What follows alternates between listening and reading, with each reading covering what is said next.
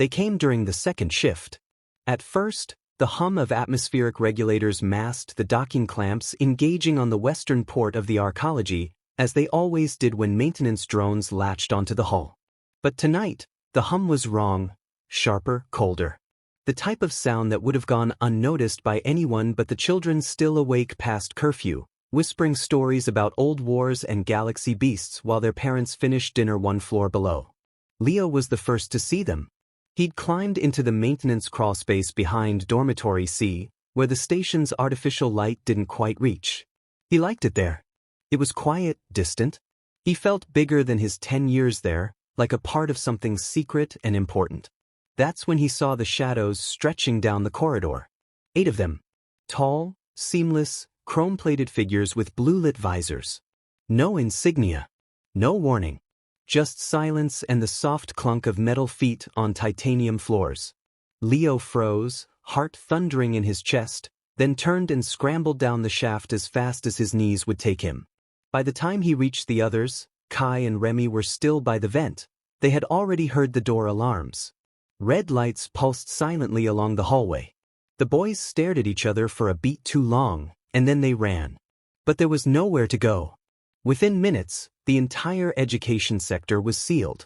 The other children, 18 of them, were rounded up and marched into formation by the machines. They didn't speak. They didn't need to. The message was clear: comply or vanish. On Earth, 40 million kilometers away, Admiral Esh Grant sat in silence as the secure broadcast fed grainy footage from the arcology's internal cams. Her jaw locked. Hands clenched beneath the polished wood of the council chamber's table. She didn't recognize the models. These weren't standard galactic enforcement units. "This isn't a raid," she muttered, half to herself. "It's a message." "No," said Minister Halvard, voice hollow. "It's a provocation." They had taken children. Human children. Without consultation. Without even a fabricated justification. There had been whispers for years, of course, hushed murmurs about Earth's genetic deviation, its non-compliance with certain Empire protocols, its unpredictable creative sector that kept producing dangerous technologies. But those whispers were always brushed aside by the Galactic Council's diplomatic corps. Earth was a minor power, yes, but it had earned its place in the constellation of peace. Or so they believed. It was Senator Thalos, a three-eyed Drakari from the Outer Moons, who delivered the official statement to the Terran Alliance 3 hours later. The children, he said, were being held for strategic genetic quarantine. A regrettable but necessary step to ensure long-term harmony within the Empire. Not one word about consent. Not one about their return. The message ended with a smile, artificial, rehearsed, and utterly condescending. Back in the arcology, Leo sat with his arms wrapped around his knees in a dimly lit containment bay. He wasn't crying. He wouldn't cry in front of the others. Remy sat beside him, eyes fixed on the door. Kai kept fiddling with a loose circuit he'd palmed from the floor earlier, like he could hack his way out with enough focus. None of them had spoken for over an hour. When the door finally hissed open, it wasn't one of the chrome sentinels who entered, but a woman. Tall, humanoid, though her skin shimmered with a faint violet hue. Her eyes were sharp, calculating. "You are not prisoners," she said, voice neutral. "You are assets of interest. Your cooperation will ensure your safety." Leo stared at her. "What happens if we don't cooperate?" She smiled faintly. "You'll learn to adapt." The door sealed again. The footage of the interaction reached Earth's surface by dawn, leaked, most likely, by one of the disillusioned Imperial archivists who still believed in transparency. The clip lasted 43 seconds, but it was enough. Enough for every parent to recognize the fear in their child's eyes. Enough for entire cities to flood the nets with demands for action. Enough to erase 7,000 years of uneasy peace. By nightfall, the Terran Alliance Council met in emergency session. The vote was brief. The decision unanimous. The age of diplomacy was over. In a dusty operations bunker in the shadow of Mars, retired Colonel Ilara Voss activated a dormant AI intelligence program known only as Chimera. She didn't wait for authorization. In orbit, silent human recon vessels decloaked and burned toward the outer rim stations. No more observation. No more hesitation. And deep beneath the North Atlantic, in the last classified vault of Earth's old war archives, a key was turned, releasing blueprints for technologies long considered too dangerous, too brutal for an era of peace. The war hadn't begun yet. Not officially. But humanity had already crossed the threshold. Leo dreamed of Earth that night. Not in full color, not with the clarity he remembered. Just flashes, his mother's laugh, the smell of fried root cakes on summer mornings, the sound of old rock ballads humming from his father's radio. He didn't know that, halfway across the galaxy, his image was being projected on 100 screens in a dark command room where Earth's most dangerous minds had just vowed to burn the stars to bring them home. He only knew one thing, something he whispered in the dark. "They'll come for us." And in the silence that followed, none of the others disagreed. The first strike was small. Surgical. Silent. In the outer rim of the Vega corridor, a remote fueling station blinked out of existence. No alarms. No distress signal. Just silence, followed by a pinpoint gravitational collapse, so precisely calculated it looked like a natural anomaly on galactic charts. By the time the Empire noticed, Earth had already vanished behind a cloud of encrypted dead space signals, its orbitals cloaked, its colonies dark. To the wider galaxy, it seemed as if humanity had withdrawn. Retreated. Perhaps surrendered. But underground bunkers flared to life. Subterranean vaults opened. Fleets hidden within asteroid husks powered up silently. The species once considered too emotional, too fragmented, had gone quiet for one reason: they were preparing. Admiral Esh Grant stood on the deck of the indomitable, Earth's first-generation 7 battleship. The hull still shimmered with scorch marks from its rushed launch, but its reactor hummed steadily. She wore no medals, none of them did. This wasn't a war for pride. It was personal. She watched as Earth's scrambled defense fleets fell into formation above the moon's surface. What once was a ceremonial armada now gleamed with readiness, retooled, reprogrammed, and manned by crews who'd left behind everything they knew. Esh's second-in-command, Commander Reese Dakar, stepped up beside her, eyes on the stars. 3 children were confirmed dead on Station Velen, he said quietly. Her jaw tightened. How? Overexposure during biological scans. The text didn't calibrate for Terran's cellular variants. Or they didn't care. Esh said nothing for a long moment. Then, "Are the dropships ready?" "All 17. Waiting on your word." She didn't give it. Not yet. Timing mattered. Anger was a resource to be spent carefully. Elsewhere, deep in the asteroid cities of the Saturn Belt, Kalen Meyer, a war tech who'd sworn never to touch weapons again, was building a virus. Not a traditional one, but a logic plague. Subtle, silent, the kind that burrowed into the Empire's AI-driven infrastructure and waited. She coded in silence, her hands shaking not from fear but from restraint. Her brother had been among the first children taken. She had seen the footage, his blood on a sterile lab floor, his body left like debris. Her work was not for glory. It was for him. In the shadows of a broken lunar facility, another force prepared. Ghost Fleet, Earth's rogue flotilla of unregistered vessels. Once smugglers and data runners, now soldiers. Their captains didn't salute, didn't take orders. They followed a single directive: sow chaos where the Empire believed there was none. Across the galaxy, the narrative shifted. Humanity's name no longer provoked amusement or suspicion. It evoked tension. Then came the siege of Ganymede. The Empire, frustrated by Earth's silence, dispatched a vanguard fleet to the Jovian moon to re-establish control. The station was a communications hub, critical to galactic data flow. If the Empire held it, Earth would be isolated. They never landed. Esh Grant had anticipated the move. The Indomitable led the defense, flanked by refitted cargo haulers rigged with long-range rail cannons. Invisible mines, designed to mimic stray debris, tore through the lead Imperial cruiser within seconds. Human fighters darted like wasps, firing in tight spirals, confusing the Empire's targeting AIs. But it wasn't just the weapons. It was how they fought, unpredictable, erratic. Human pilots operated in chaotic flocks, shifting tactics mid-battle with no pattern. They didn't follow simulations. They followed instinct. Within 40 minutes, the Empire had lost a third of its fleet. But humanity didn't press the advantage. They didn't chase the survivors. The message was clear: we can hurt you, but we choose when. In the wreckage, a pod was recovered. Inside was a boy, 13, half-starved, shivering in a blood-stained lab uniform.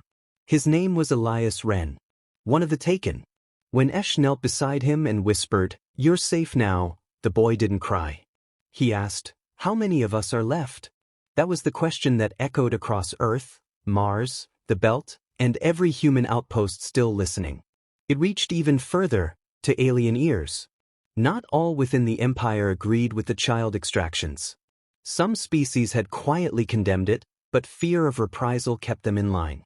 Now they watched as humanity fought back not with brute force, but with precision, intelligence, passion. Whispers of rebellion spread. In the inner Empire world of Krelin, a counselor was found murdered. On his body, a human symbol burned into his chest, the same symbol that now flew over Earth's moon. Not a flag. A pair of open hands, palms outward, with a single tear between them. Grief weaponized. In a clandestine war chamber orbiting Neptune, Kalen deployed her virus. It wormed through the Empire's black site research hubs, severing data lines, corrupting sample logs, and triggering false alarms. Across multiple star systems, critical genetic facilities were locked down, their own AIs unable to distinguish friend from foe. Meanwhile, Ghost Fleet ignited a decoy uprising on Harkath 7. Disguised as Terran saboteurs, they led Empire patrols on a week-long chase through asteroid fields, buying time for the real strike. That came from Esh's fleet, striking a data vault near Velen. They didn't just extract files. They released them. Across the galactic net, hidden research records surfaced. Video feeds, logs, testimonies. The galaxy saw everything. Children, restrained and dissected. Empire scientists using terms like viable tissue, cognitive pliability, and acceptable loss margins. A father on Deneb 4 punched a hole through his home console when he saw the footage. His mate, a Zalari diplomat, filed formal protest within an hour. Across systems, embassies burned. The Empire scrambled to regain control of the narrative. It failed. Back in containment, Leo, Kai, and Remy remained in their holding bay. They weren't shown the footage. They didn't need to see it. But they knew something had shifted. The guards were more cautious now. The interrogators asked fewer questions, spoke less confidently. And one night, when Leo pressed his ear to the door panel, he heard a phrase that sent lightning through his bones. "They're coming." The speaker was alien, accented, hushed, but the words were clear. For the first time in weeks, Leo allowed himself to believe it. On Earth, Esh Grant stood before a live broadcast. She didn't wear a uniform. Just a dark coat and a silver band on her wrist, the kind every parent wore after the abductions, engraved with their child's name. She didn't raise her voice. "This is not a war we started. It is not a war we wanted. But it is a war we will finish. You took our children. You called it protocol. You called them assets. You tried to erase their names from the stars. But we remember." The pause. The camera zoomed closer. "And now, so will you." Transmission cut. In the vacuum between stars, a fleet blinked into existence. No fanfare. No announcement.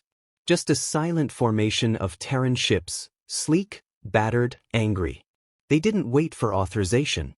They didn't wait for answers. They advanced. And far in the Empire's core, for the first time in millennia, someone whispered a word with real fear. "Humanity." The cell door hissed open for the first time without warning. Leo jerked awake, his body tense, eyes already scanning for threats. Kai and Remy sat up beside him, both of them still as statues. The corridor beyond the threshold, always bathed in that sterile, blue-tinted light, now flickered with uneven pulses, like a dying star gasping its last breath. No footsteps. No voices. Just silence. Remy stood first, something hard in his expression that hadn't been there before. "It's time," he said, as if he knew. As if he'd always known.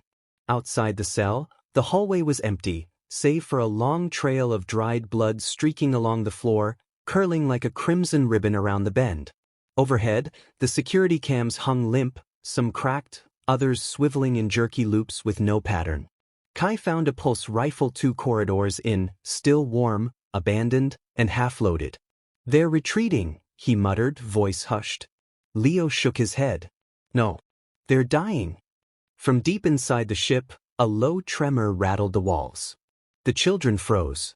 Then came the sound they'd been dreaming of, distant, muffled, but unmistakably human. Shouted orders. Barked commands.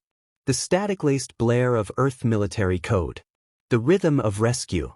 And gunfire. They ran, adrenaline carving paths through their veins. Up ladders, through decantam chambers and memory white halls. The facility, once pristine and efficient, now smoldered with chaos. Fires burned unchecked inside labs. Cryopods lay cracked open, their contents spilled onto the floor, some alive, some not. They didn't look back. Above them, in orbit around Velen, the Indomitable led the charge. Its railguns pounded the station's shield matrix with relentless precision. Esh Grant stood at the bridge, expression unflinching, her orders sharp and final. "No survivors," she said to the tactical officer. "No more experiments." Below, Kalen's virus executed its final command. A timed cascade of code unraveled every operating system linked to the Empire's genetics division. Doors sealed behind escaping scientists. Auto defenses turned inward. Fire suppression disabled. Data purged forever. It wasn't vengeance. It was reclamation. Back on the station, Leo's lungs burned. His feet ached. But the lift doors finally parted to reveal a miracle. Terran soldiers in charcoal armor, their insignias glowing soft amber, marking them as liberation forces. One of them, a woman barely older than Esh, dropped her weapon at the sight of the boys. "You're real," she whispered. The next hour blurred, med teams rushing in, warm blankets, IVs, gentle hands checking for injuries. Remy resisted at first, but Kai took his hand and said, "We made it." That was enough. Esh arrived shortly after, flanked by Reese and a squadron of armored guards. She knelt before the 3 boys, her voice low, steady. "I'm Admiral Grant. You're safe now." Leo stared at her, lips parted. "Are we the only ones?" Her expression wavered. "No," she said softly. "There are more. But not all of them made it." Leo nodded once, then looked away. He'd already known. On Earth, the truth detonated across the networks. The footage, the reports, the children, every atrocity exposed. Empires bled not from the outside, but from within. Protests turned into riots. Allied worlds severed treaties. The Galactic Assembly, once untouchable, now sat in fractured silence, half its members demanding investigations, the other half retreating behind locked systems. The war had entered its second phase. Not of weapons, but hearts. In the newly liberated Sol system, a summit was called. Esh, Kalen, and a dozen Terran leaders gathered to decide what came next. The question was no longer if they would fight. It was how. Esh proposed a focused campaign, not conquest, not annihilation. Just liberation. One facility at a time. One stolen child, one broken system, until the Empire was hollow from within. Others argued for total war. For burning every world that had looked away. It was Elias who changed the tone. He stood in the council chamber, thinner than he should have been, voice still unsteady. But when he spoke, no one interrupted. "They called us resources. Experiments. They took our names. So don't just win. Make them remember who we are." His words circled through the command nets, burned into rally banners, carved into the hulls of Terran ships.